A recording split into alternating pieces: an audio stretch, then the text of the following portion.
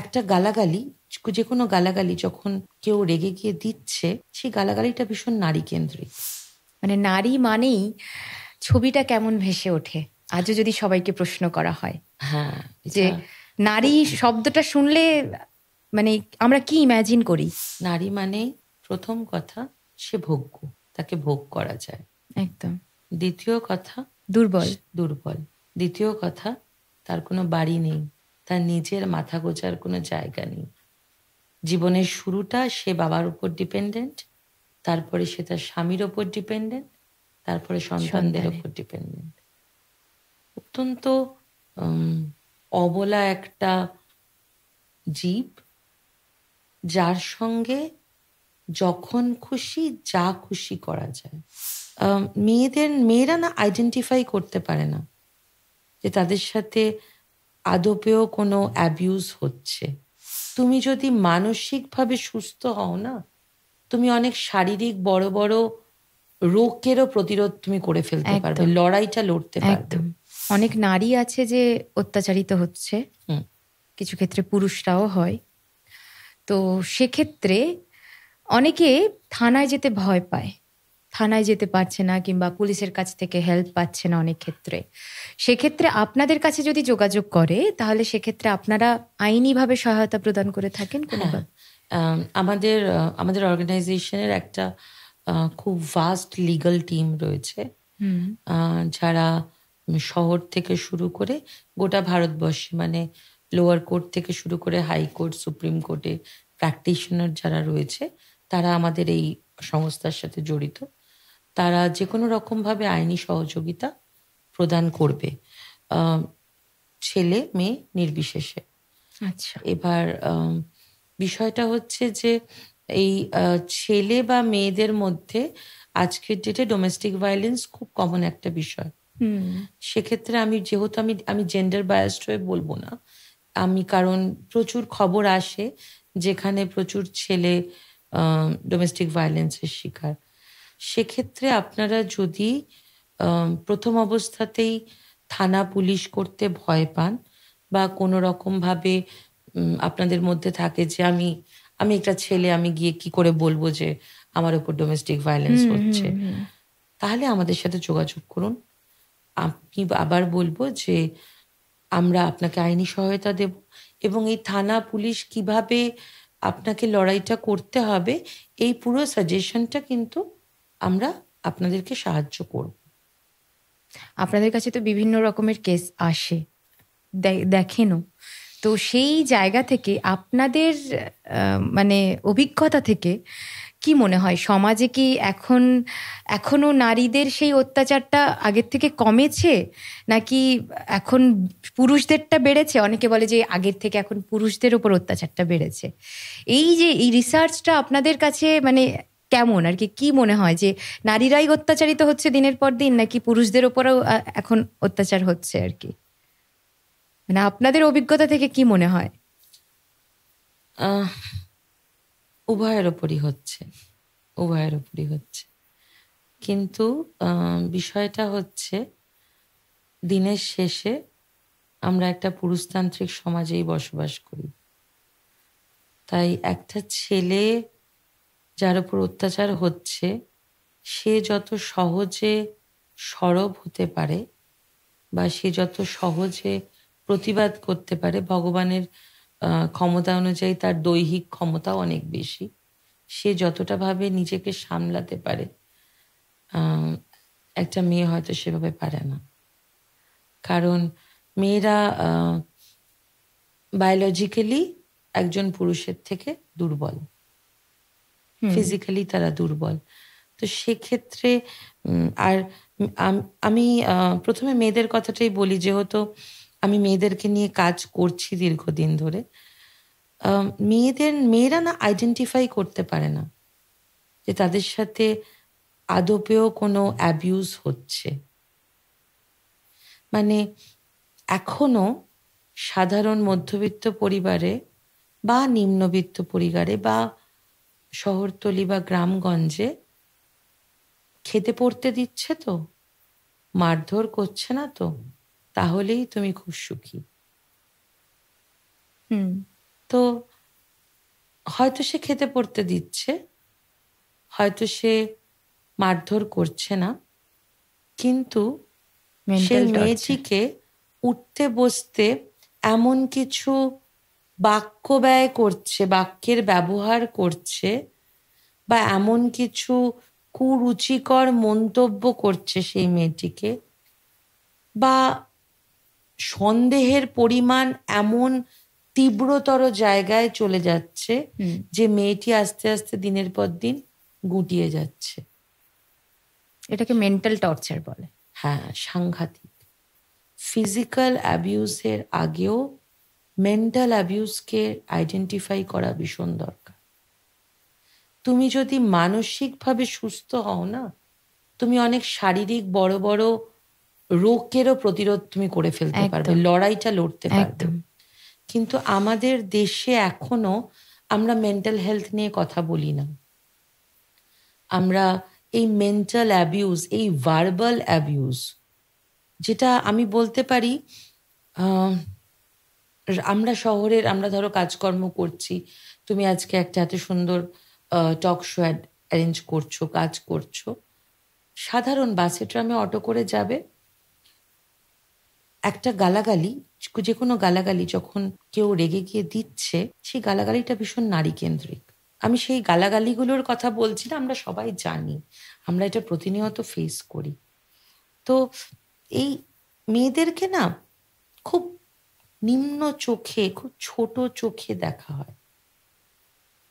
মানে নারী মানেই ছবিটা কেমন ভেসে ওঠে আজও যদি সবাইকে প্রশ্ন করা হয়। হ্যাঁ, যে নারী শব্দটা শুনলে মানে আমরা কি ইম্যাজিন করি? নারী মানে প্রথম কথা সে ভোগ্য, তাকে ভোগ করা যায়। একদম। দ্বিতীয় কথা দুর্বল। দুর্বল। দ্বিতীয় কথা তার কোনো বাড়ি নেই, তার নিজের মাথা গোজার কোনো জায়গা নেই। জীবনের শুরুটা সে বাবার উপর ডিপেন্ডেন্ট, তারপরে সে তার স্বামীর ওপর ডিপেন্ডেন্ট, তারপরে সন্তানদের ওপর ডিপেন্ডেন্ট। অত্যন্ত অবলা একটা জীব, যার সঙ্গে যখন খুশি যা খুশি করা যায়। একদম। সেটা যখন আজকে যে পরিস্থিতিতে আমরা দাঁড়িয়ে আছি, ধর্ষণ যেভাবে হচ্ছে, আজ গোটা ভারতবর্ষ, গোটা পৃথিবী তোলপাড় আমাদের অভয়াকে নিয়ে। কি নির্মম তোমার একটি মেয়ের সাথে শারীরিক সম্পর্ক তুমি করছো তার ইচ্ছের বিরুদ্ধে, সেখানেই তুমি থেমে থাকছো না, তাকে সর্বান্তকরণে তাকে শেষ করে দিচ্ছ, তাকে মাথা তুলে দাঁড়াতে দিচ্ছ না। তো এই অত্যাচারগুলো না যেন দিন দিন চলেই আসছে, এর কোনো বিরাম হচ্ছে না। সরকার বা আইনি ব্যবস্থা, এত আইন মেয়েদের জন্য, কিন্তু সেই আইনের মধ্যে মধ্যে প্রত্যেকটা আইন, আমি আজকে যখন মেয়েদেরকে নিয়ে কাজ করি তখন খুব দুঃখের সাথে জানাচ্ছি, এই যে কথায় বলে মেয়েদের জন্য অনেক আইন, সব আইনই নাকি নারীর পক্ষে, সব আইন মেয়েদের পক্ষে। বাবা, মেয়েদের পক্ষে তো অনেক আইন, প্রত্যেকটা আইনে একটা করে ফাঁক আছে। আইন থাকলেও আইনের ফাঁক আছে ভীষণ বড়। আমরা পলিগ্যামি, বহুবিবাহ বা 3 তালাক কে আমরা আইনত অস্বীকার করছি, আইনত সেটা হয় না। কিন্তু আমরা পরকীয়া বা অ্যাডাল্ট্রিকে লিগালাইজড করে দিচ্ছি, স্বীকৃতি দিচ্ছি। একদম, ছেলে মেয়ে উভয় ক্ষেত্রেই। আর এই যে বললেন যে লিগ্যাল স্বীকৃতি 3 তালাক, এটা কি সামাজিক ভাবে এখনো প্রতিষ্ঠিত হয়েছে? মনে হয় না হয়েছে। না, হয়নি, সমাজে এখনো হয়নি, এবং এটা আমার মনে হয় না যে সম্ভব। দেখো, লড়াইটা তো কোনো লড়াই না আগে থেকে হার মেনে যেতে নেই।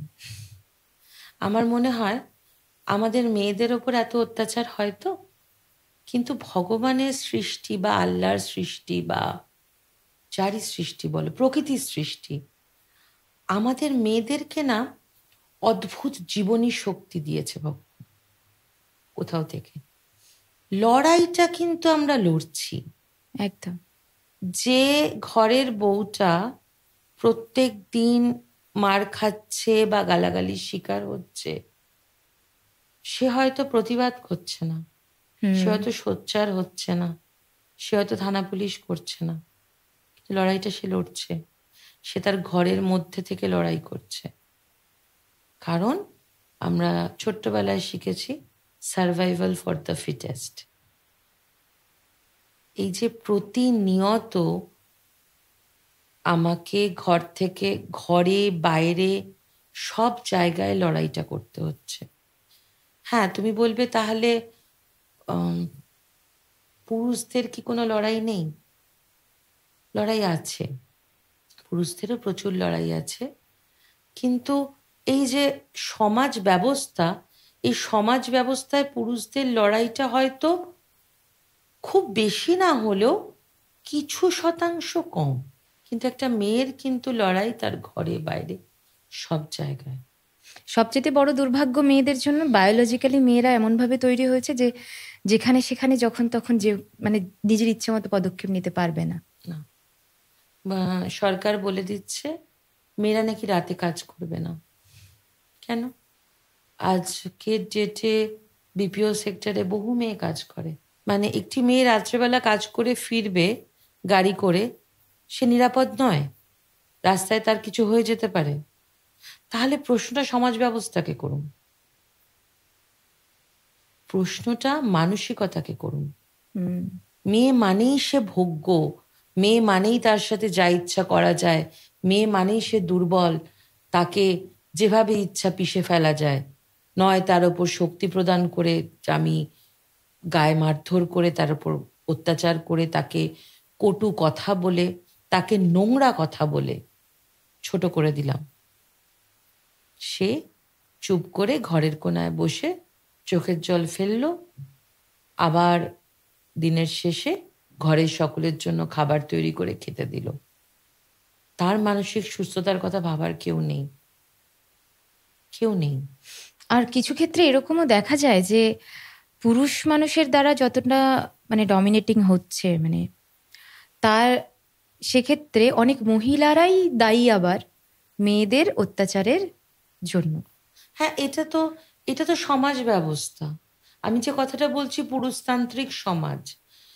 যেই মহিলারা মেয়েদের ওপর অত্যাচার করছে তারা এটাই দেখে শিখে এসছে যে মেয়েদের ওপর অত্যাচার করা যায়।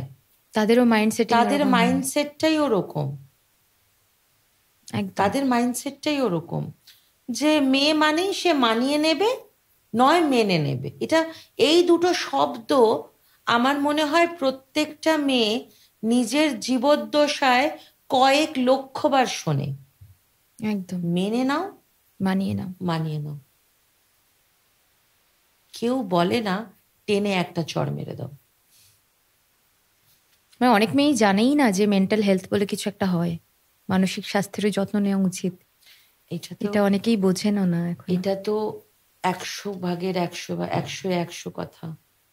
আজকের আমরা 2025-এ দাঁড়িয়েও মেন্টাল হেলথ খায় না মাথায় দেয় মানুষ জানে না। একদম। কিন্তু একজন সুস্থ সবল মানুষ যদি মানসিকভাবে ভারাক্রান্ত হয়, মানসিকভাবে বিষাদগ্রস্ত হয়, তাহলে হয়তো সে কয়েক সেকেন্ডে নিজের জীবন শেষ করে দিতে পারবে। একদম। তো এবং এটা কিন্তু নারী, আজকে মেন্টাল হেলথ নিয়ে যদি আমরা কথা বলি, এটা কিন্তু আজকে সর্বস্তরে, নারী পুরুষ উভয়ের মধ্যেই। এই জন্য না মানুষকে একটু বেশি সমব্যথী হওয়া দরকার।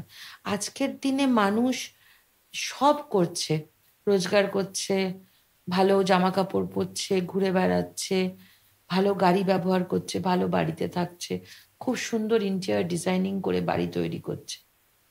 কিন্তু তোমার বাড়িতে যে মেয়েটি কাজ করে তার প্রতি সমব্যথী নয়, তার দুঃখে কাতর হচ্ছে না। এই সমব্যথী হওয়াটা বোধহয় আজকে খুব দরকার। তুমি যদি বিগত 6 মাসের কিচ্ছু নয়, ভারতবর্ষের বেসিক কিছু নিউজ দেখো বা শোনো, তুমি দেখবে যে মানুষ কত নির্মম হয়ে যাচ্ছে। একদম। ছেলে এবং মেয়ে উভয়, কিন্তু আমি কিন্তু এখানে একবারও কোনো জেন্ডার স্পেসিফিক কথা বলবো না। একজন মানুষকে তার পছন্দ নয়, তাকে মেরে ফেলছে, তাকে কুপিয়ে ফেলছে, সে সে বিভৎস, সে চিন্তা ভাবনা বিভৎস, নির্মমভাবে হত্যা, নির্মমভাবে হত্যা, নির্মমভাবে ধর্ষণ। একেবারেই। তো মানুষ কোথাও, এই যে আমরা মানুষের অধিকারের লড়াই লড়বো তো খুব ভালো কথা, কিন্তু কার জন্য লড়বো? মানুষের জন্য লড়বো। তো মানুষ যদি মনুষ্যত্বই হারিয়ে ফেলে, তাহলে আমরা কার জন্য লড়াই করব? এবার এখন যে সমাজের একটা মানে ট্রেন্ড চলছে যে পাওয়ারফুল হলে সে সব জায়গাতে সুবিধা পায় আগে, ঠিক আছে? সেটা পলিটিক্যাল পাওয়ারই হয় বেশিরভাগ ক্ষেত্রে, বিশেষ করে থানা পুলিশের ক্ষেত্রে তো থাকেই, সেটা আমরা নিত্যদিন নিউজে দেখছি। এবার আপনাদের কাছে যদি মানে যাওয়া হয়, আপনাদের এখানে কি কোনো পলিটিক্যাল পাওয়ার কোনোভাবে কাজ করে? না। আপনাদের সাথে কখনো কোনো কনফ্লিক্ট হয়েছে কোনো প্রশাসনের সাথে, মানে কোনো কেস হ্যান্ডেল করতে গিয়ে এরকম কোনো অভিজ্ঞতা আছে? হ্যাঁ, প্রত্যেকবারই হয়েছে। আচ্ছা, কেমন? প্রত্যেকবারই হয়েছে। আজ পর্যন্ত যতগুলো আমি ওমেন সেল নিয়ে যদি বলি, কারণ আমি যেহেতু ওমেন সেলের কাজটা বেশি পরিমাণে করি, তো ওমেন সেল নিয়ে যদি বলি বা অ্যানিমাল ক্রুয়েলটি নিয়ে যেহেতু কাজ করি, সব ক্ষেত্রে আমরা প্রশাসনের বাধা পেয়েছি। এবং এই যে বললে political influence, human rights council of ইন্ডিয়ার কোনো রং নেই। আচ্ছা। আমাদের কোনো ধর্ম নেই, আমরা সবাই মনে করি আমাদের একটাই ধর্ম, সেটা হচ্ছে হিউম্যানিটি। একদম। সবার উপরে মানুষ সত্য, তাহার উপরে নাই। তো প্রশাসনিক লড়াই, এটা এটা একটা খুব মজার বিষয়। মানে প্রশাসন আর মানবাধিকার বা পশু অধিকার, এই লড়াইটা কিন্তু চিরকালীন। এই লড়াইটা কিন্তু চিরকালীন। কিন্তু কেন? কারণ আমাদের কোনো রং নেই। আচ্ছা। রং যদি থাকতো তাহলে হয়তো লড়াইটা অনেক সহজ হতো, কিন্তু যেহেতু রং নেই, যেহেতু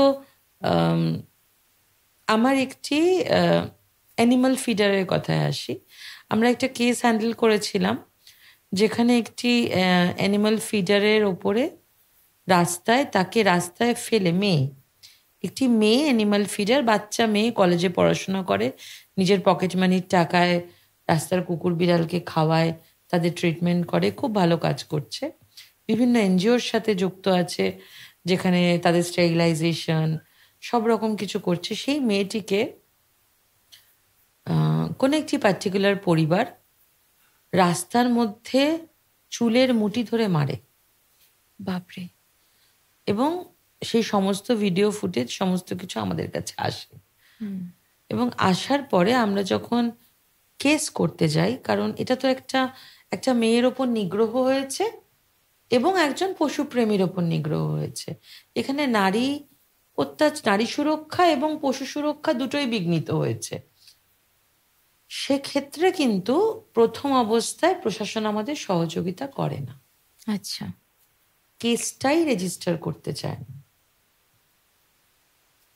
যদিও আমাদের কাছে অ্যাম্পল অফ এভিডেন্স সবকিছু থাকা সত্ত্বেও সেক্ষেত্রে লড়াই করতে হয় এবং সেই লড়াইটায় কিন্তু আমরা জয়ী হই। বাহ। মানে কোনো একটি পার্টিকুলার থানাকে আমাদেরকে প্রায় ঘেরাও করতে হয়েছিল, যেই পরিস্থিতির পরে তারপরে আমরা সহযোগিতা পাই এবং খুব ফাস্ট ট্র্যাকে কাজ হয় মেয়েটির। আবার এরকম একটি জায়গায় একটি মেয়েরই কেস আমি ডিল করেছিলাম, যেখানে মেয়েটির সঙ্গে সহবাসের প্রতিশ্রুতি, বিয়ের প্রতিশ্রুতি দিয়ে সহবাস হয়েছে। এবং সেখানে যখন আমরা যাই, থানা, পুলিশ বা যেই মানুষটি এই কাজ করেছে তার রেসিডেন্স এরিয়াতেই আমাদেরকে অ্যালাউ করা হয় না, জাস্ট বিকজ সেখানে খুব বড় একজন পলিটিক্যাল ইনফ্লুয়েন্স রয়েছে। এবং সেক্ষেত্রেও কিন্তু আমরা আইনত লড়াইটা লড়ি। আচ্ছা। এবার সেজন্য না আমি সবসময় বলি যে আইনটা জানতে হবে, লড়াই করতে নেমে পড়লেই হলো না। আমি সোচ্চার হয়ে গেলাম, আইনটা আমাকে জানতে হবে। সঠিক আইনের পথে যদি লড়াই করা হয়, এবং এই ক্ষেত্রেও কিন্তু পলিটিক্যাল ইনফ্লুয়েন্স থাকা সত্ত্বেও আমরা কিন্তু এই লড়াইটায় জয়ী হই। আচ্ছা। তো সেজন্য ওই যে বললাম যে ক্ষমতা, নিশ্চয়ই ক্ষমতা আছে, ক্ষমতা তোমাকে প্রতিরোধ করতে পারে, তোমাকে থামিয়ে দিতে পারে না। তো সেই প্রতিরোধ শক্তির বিরুদ্ধে গিয়ে লড়াই করাই তো জীবন। একদম। এই যে বললেন যে একটা মেয়ের কেস বললেন, দীর্ঘদিন ধরে বিয়ের প্রতিশ্রুতি দিয়ে তার সাথে রাত কাটিয়েছে একজন ছেলে। তো আপনারা মেয়েটির হয়ে লড়াই করতে গেছেন। এবার অনেকের প্রশ্ন এখানে থাকে যে সেম কাণ্ড যদি একটা ছেলের সাথে ঘটে থাকে, যে একজন মেয়ে ছেলেটাকে বিয়ে করবে বলে দীর্ঘদিন তার সাথে থাকার পরে তাকে বিয়ে করলো না, সেক্ষেত্রে কি সেই ছেলেটি আপনাদের কাছ থেকে সহায়তা পেতে পারে? হ্যাঁ, নিশ্চয়ই, আইনটা তো সমান। আচ্ছা। আইনটা তো সমান। বিয়ের প্রতিশ্রুতি দিয়ে একটি মেয়ের সাথে সহবাস করলেও যতটা অন্যায়, বা একটি ছেলের সাথে, কারণ এই যে বিয়ের প্রতিশ্রুতি দিয়ে সহবাস, এইটার আইনটা কিন্তু বেসিক্যালি ইকুইভ্যালেন্ট টু রেপ। একদম ইকুইভ্যালেন্ট টু রেপ। এবং সেই রেপ তো একটি ছেলের সাথেও হয়, একটি মেয়ের সাথেও হয়, একটি সমকামীর সাথেও হয়।